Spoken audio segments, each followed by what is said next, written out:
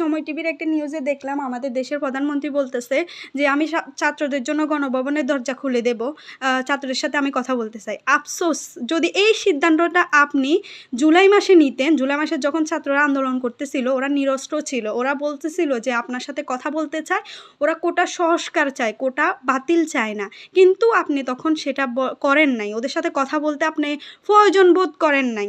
আপনার উপরের মহলে যেমন ওবায়দুল কাদের স্যার উনি বলছে কি ওদেরকে দমন করার জন্য আমার ছাত্র লীগই যথেষ্ট।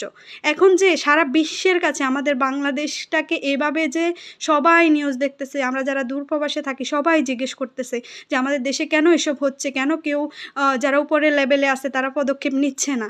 এই আমরা যে এতগুলা মায়ের বুক যে মাঝখান দিয়ে খালি হয়ে গেল, এর দায় কে নেবে? পুলিশকে গুলি করার অনুমতি কে দিছে? এটা আমরা সাধারণ জনগণ জানতে চাই। কে পুলিশকে সাধারণ ছাত্রছাত্রীদের উপর